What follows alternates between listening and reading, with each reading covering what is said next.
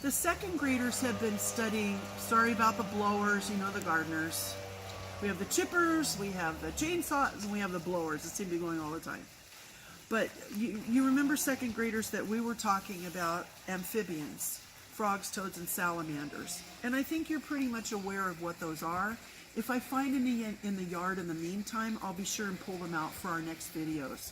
And Monica and I are making 8 videos or maybe 9 in a day, and that's why you see me wearing the same shirt. So we're just doing them all in one day. I would like to introduce you to reptiles.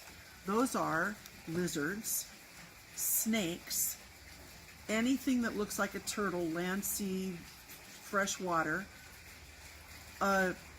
alligators and crocodiles, and then there's a really weird animal that its body and the physiology, that means the inside of its body, was so strange they had to give it its own group in the reptiles, and it's called a tuatara, and it only lives in New Zealand. But for today, I would like to talk about a turtle who's near and dear to my heart. She's not alive anymore.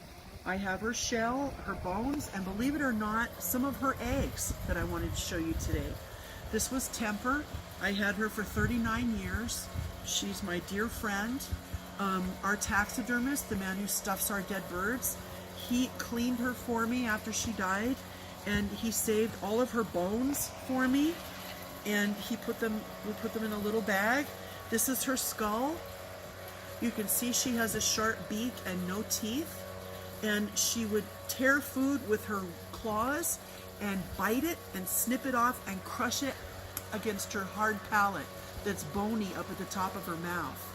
And that's how she would eat. And if it wasn't torn up enough, she'd spit it back out, rip it up some more with her claws, and crush it some more, and pinch it some more with her beak.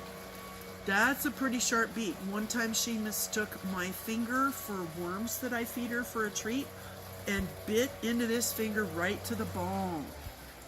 9 stitches later, and it wasn't her fault, it wasn't Temper's fault, it was mine, because I dangled my hand over the side of the pond and it looked like a worm to her. So I didn't call her Temper because she was mean to me. I called her Temper because I could not have any other turtle in that pond.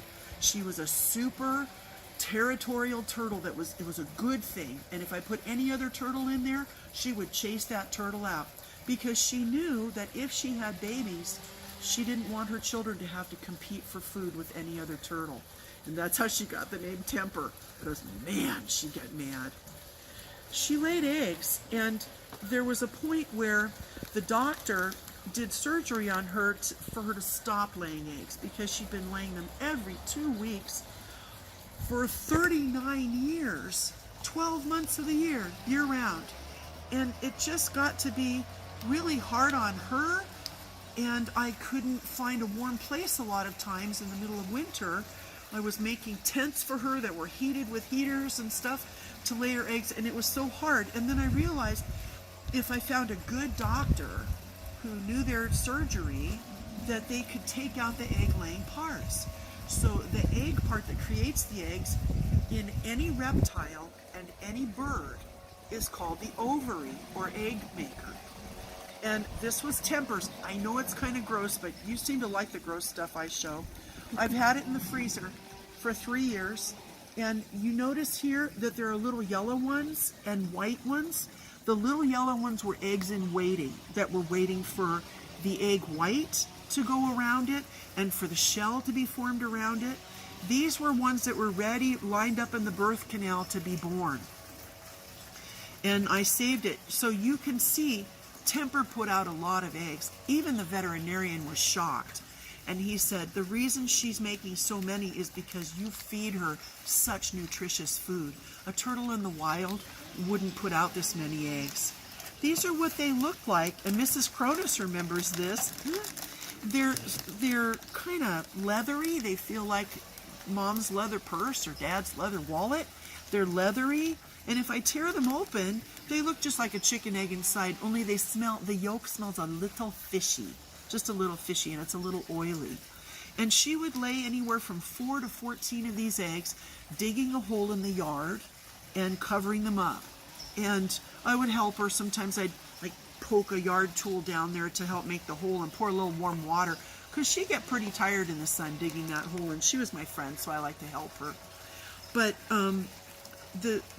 some of the children at the middle campus remember Temper laying eggs right outside Mrs. Cronus's room, and she laid them there when the old Pinewood was there, and I had the room where Mrs. Cronus's room is now, and she laid eggs outside there. So when they built a new school, and I brought Temper back with me to teach there again, I put her in that little yard. You know, the yard that has the tile around it with all the kids' names?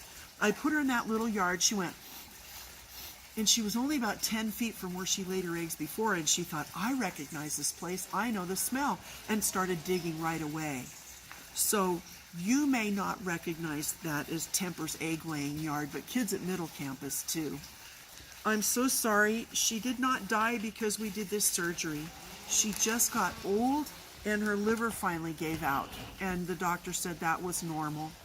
When I took her to the taxidermist, Mike Farmanian, he said, I can clean her up.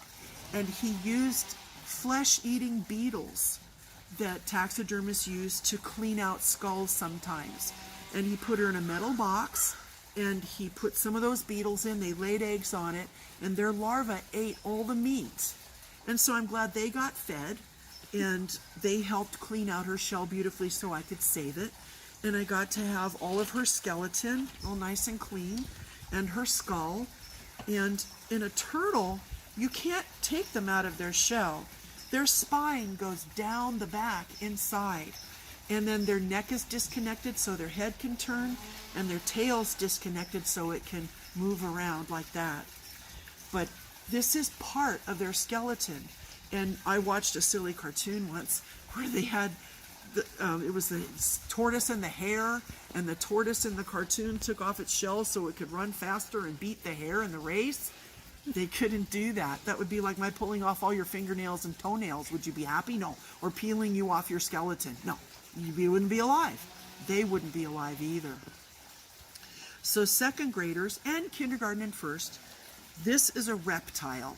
They lay their eggs on land. They have cold blood. They have 2 rooms in their heart. Remember that mammals have 4 chambers, or 4 rooms in their heart. And this particular turtle is called a red-eared slider because she had little red stripes right here. She should not have been very yellow and light colored, but she kept her baby shell color that should have turned dark green or mud color. She kept it because she was so well fed. So I'm proud of that. And every one of them has their own special one-of-a-kind plastron design. This is called the carapace. This is called the plastron.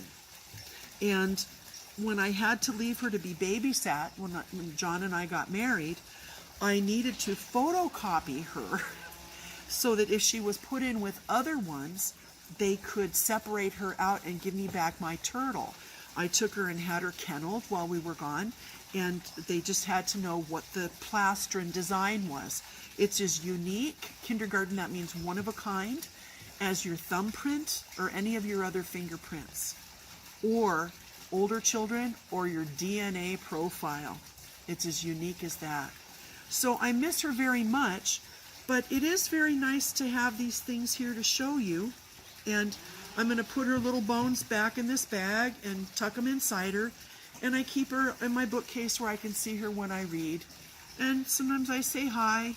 I wish that she were still alive and in the pond behind me in the summer, but that's pretty good to have her for 39 years. And she was 60 years old when she died, the vet said. I'm proud of that.